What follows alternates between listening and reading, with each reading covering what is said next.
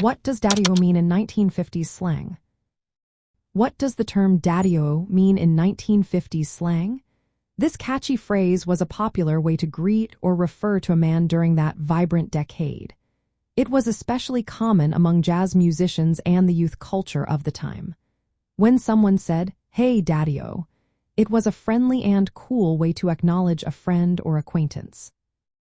The term carried a sense of camaraderie and was often used to show that someone was hip or respectable. It was a way to connect with others, especially in the lively atmosphere of jazz clubs. The phrase was part of a larger slang culture that defined the 1950s, a time when language was evolving rapidly alongside music and fashion. Jazz musicians were among the first to adopt daddy-o. It helped create a sense of belonging in the music scene. Over time, it spread beyond jazz circles and became a common expression in everyday conversations. Young people loved using it to express their identity and style.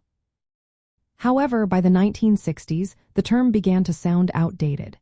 It started to be associated with authority figures, like police officers, which made it less appealing to the younger crowd. Despite this shift, daddy-o remains a nostalgic symbol of the 1950s.